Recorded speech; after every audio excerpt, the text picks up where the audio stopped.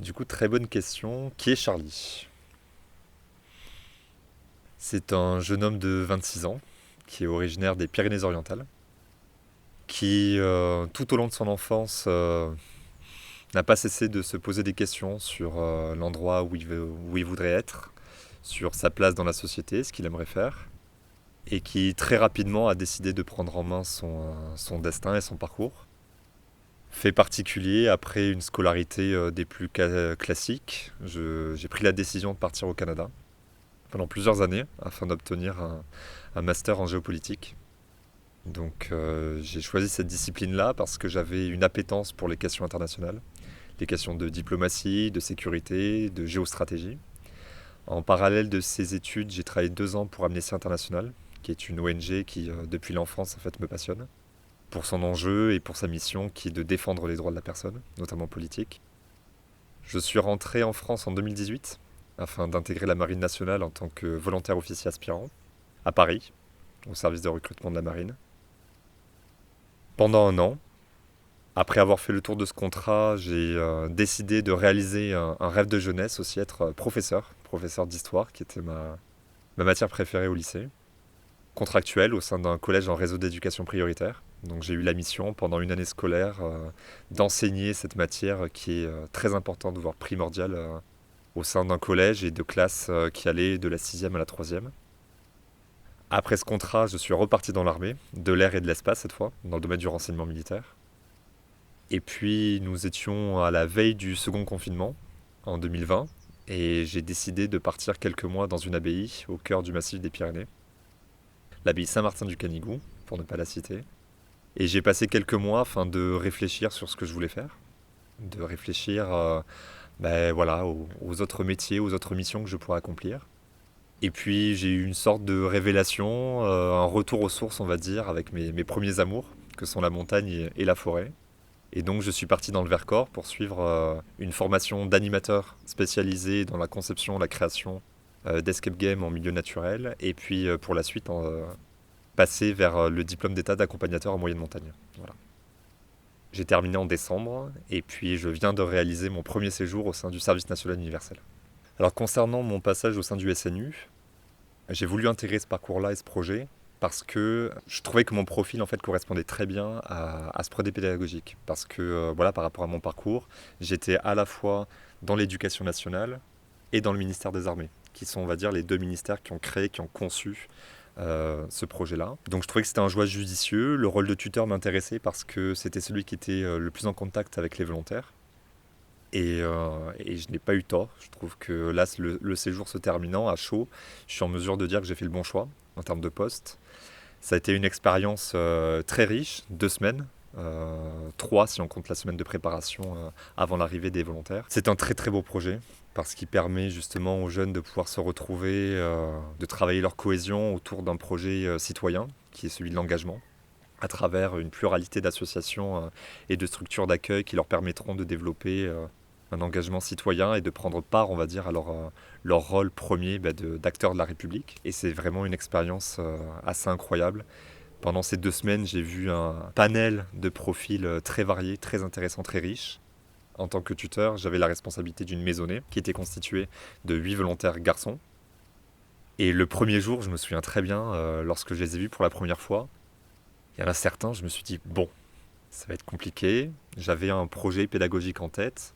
Et puis, dès le lendemain, en fait, ils ont très vite réussi à s'intégrer. Ils m'ont fait remettre en question sur justement ma participation et mon intérêt pour ce programme. Et j'ai été plus que fier de ce que j'ai vu.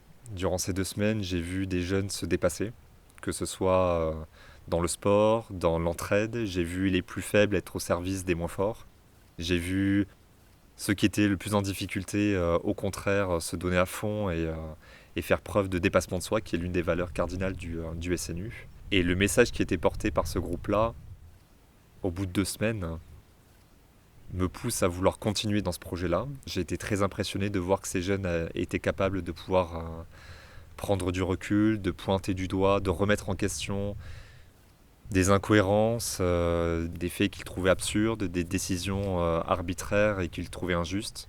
Ils se sont appropriés eux-mêmes leur séjour Et en cela, de façon collégiale, ils ont réagi comme de véritables citoyens. Et pour moi, c'est la mission première du SNU, c'est de donner les clés à justement des jeunes qui vont bientôt, très bientôt, rentrer dans la vie universitaire, pourquoi pas, et après active. Et de donner les clés à cette jeunesse-là, en tant qu'ancien professeur, je trouve que c'est une continuité et un métier très noble. D'après ce que j'ai vu, je trouve que justement c'est un parcours qui leur permettra après de choisir du coup une mission d'intérêt général axée sur des valeurs que sont le partage, la solidarité, l'entraide, l'environnement aussi pour certains. En tant que tuteur, j'ai eu la possibilité de pouvoir animer un module qui s'appelle Initiation à l'Assemblée Générale. Donc je leur ai présenté en fait 2 clips d'un film en fait donc qui s'appelle Divine et Écrire pour exister. Ces films-là en fait présentaient la relation entre élèves et professeurs. Une relation plutôt conflictuelle et après le visionnage de ces clips-là, je leur ai posé la question et vous, quel est votre lien avec vos professeurs? Quel regard vous portez sur l'éducation nationale? Est-ce que vous vous sentez à l'aise dans ce milieu-là? Est-ce que c'est conflictuel ou au contraire, est-ce que c'est très apaisé? Et quelque part, la réponse a été unanime. C'est-à-dire que les jeunes se sont retrouvés parfois en situation de conflit avec les professeurs ou ont eu le sentiment que, bah, écoutez, voilà, le collège, le lycée, on n'apprend pas forcément les éléments de base pour pouvoir vivre en dehors de l'école. Et en tant qu'ancien professeur, bah, du coup, ça m'a beaucoup peiné, ça m'a attristé. Et justement, l'objectif de ce module-là, c'était de leur faire comprendre que, ben non, en fait, à l'école, on n'apprend pas forcément que le théorème de Pythagore, que la Seconde Guerre mondiale, etc., ou la reproduction des plantes. On leur donne aussi la possibilité de pouvoir commencer à éveiller leur esprit critique. S'ils rencontrent de bons professeurs, on leur donne la possibilité justement d'avoir des sortes de mentors et on les prépare justement à l'après-bac, à l'après-brevet. Et c'était pour moi l'occasion de leur montrer qu'un élève plutôt moyen, mais qui avait une prédisposition pour certaines matières, a pu justement, grâce à ses professeurs, grâce à l'éducation nationale, obtenir les armes nécessaires pour avoir un parcours qui lui convienne, qui soit adapté à lui. Et je crois justement que l'éducation nationale, sa mission principale, c'est celle-ci. C'est d'accompagner un enfant, puis un adolescent, dans le milieu professionnel, dans la vie active, entre guillemets. Et même si moi, ma mission en tant que tuteur, c'était sur le papier, juste gérer, on va dire, une maisonnée, le cadre de vie, le respect des horaires, de la discipline, etc. J'ai eu à cœur de pouvoir justement dépasser ce cadre-là et essayer de leur transmettre un petit peu mon vécu, mon parcours. Et quand je regarde les fruits que ça a pu produire après, ben, je suis pas mécontent d'avoir un petit peu dépassé mon cadre et de leur avoir apporté voilà, des témoignages qui, j'espère, leur seront profitables et leur permettront après, par la suite, de pouvoir s'engager pleinement dans leur vie citoyenne. Je suis très enthousiaste pour la suite et j'espère qu'on nous offrira la possibilité de pouvoir justement aller au bout de cet engagement-là et que chaque centre, avec une volonté qui leur est propre, hein, mais permettra à chaque tuteur, chaque tutrice, chaque capitaine de pouvoir trouver sa place. Et je pense que quand on a des profils comme ça, des jeunes aussi, hein, comme moi, qui s'engagent pour être tuteur, tutrice, il faut aussi nous laisser l'opportunité de pouvoir apporter ce qu'on a apporté aux jeunes. On est ceux qui sont en ligne de front, entre guillemets, au premier contact des volontaires.